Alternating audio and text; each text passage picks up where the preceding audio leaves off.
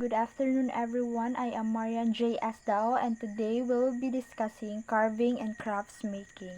So first, let's define what is carving. Carving is one of the oldest type of art and it's an art form common to all culture. So carving is the oldest type of art. Its purpose is to send a message and artist expresses their ideas, convey religious beliefs, and tell the significant story in the history, and it is very common to all culture because of its availability. So carving is the act of using tool to shape something from a material by scraping away portion of that material. The technique can be applied to any material that is solid enough to hold a form. So simply means an act of producing by cutting into or shaping to any material that is solid enough to hold a form, such as mga stone, wood, ivory, or bone, and fruits and vegetables, even sa soap.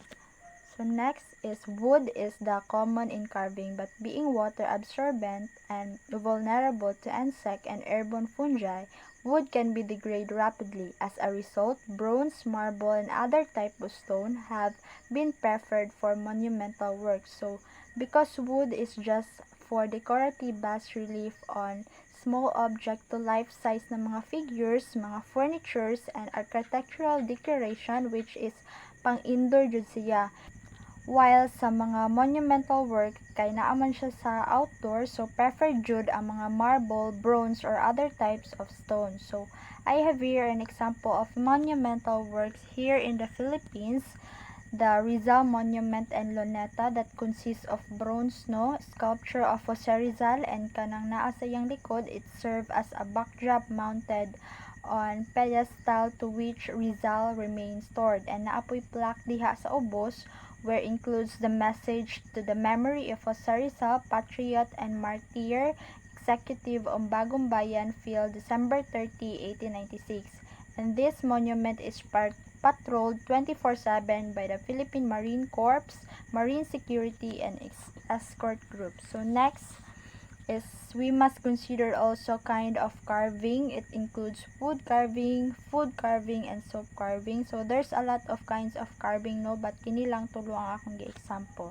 So first is wood carving, the art of fashioning or ornamenting object of wood by cutting with a sharp handheld implement. So in order to produce an artwork along wood, so the craftsmen are said to be busy shaping wood, of course. Now here in the Philippines, in Laguna Province, Paite is the fourth-class municipality. It is proclaimed as the carving capital of the Philippines.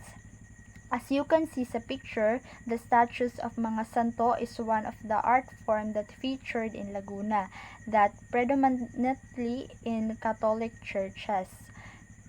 These statues serve as a reminder for the key events, belief, and individual in church history. Mga wooden statues, crucifixes, either big or small, that can be found mostly sa Catholic churches and atuang mga balay is usually found in Paite. So this type of art, the wood carving, showcases how creative Filipino are in doing sculpture. This adds beauty to the Philippines and help culture and tradition to be seen and noticed. So next is food carving. Food carving is an art not many are lucky to exercise since it requires attention to detail, control, vivid imagination, and tones of patience. But fortunately for many people in Paite, Laguna, this discipline have been instilled in them since they were young, since it is the carving capital of the Philippines after all. And as you can see sa picture, there are two chefs that famous in food carving. They started lang sa wood carving business sa ilang family and they took opportunity na magtrabaho sa luxury hotels and later on nahimo silang kitchen artist and famous na pud sila sa carving food, and which is nagakompete na sila sa abroad and represent our country. And the picture below is their fruit and vegetable carving. In Thailand, fruit carving is used to decorate the tables of the royal family. While in Japan, the art of food carving is known as mukimono or design sa plate and mga fancy na mga garnishes. While though it's not apparent and celebrate here in the Philippines, but it's the talent, The talent is important like sa two carvers turn into chef na very proud to our possess and represent our country. So next is soap carving. So it is a relatively modern development that allows the skill of these talented craftsmen to be enjoyed and kept for generations. Carving flowers out of the plain soap can be very amusing and amazing. So soap carving, no, it is a very forgiving art. You are the master. This is for you. You can carve up soap without any real goal at all if you want. It's just experiencing know how to carve in cheap way, like we use pearl lang nga sabon, safeguard na sabon, and we use mga tools, toothpick, spoon and knife and other tools na magamit, no. And also carving soap, it's stress relieving. Working with soap is very soothing, very refreshing and very satisfying.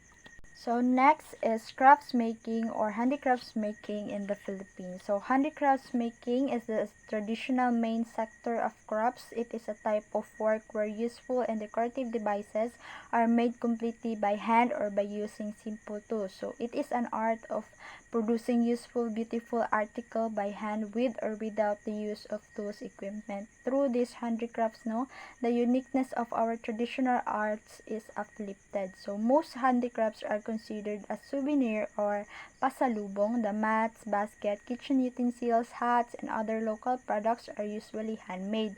The common raw material used are the bamboo, abaca, rattan, coconut, and shells. So next is we have kinds of handicrafts making using raw materials. I have three lang, no, but there's a lot of crafts making here in the Philippines. So first is the rattan.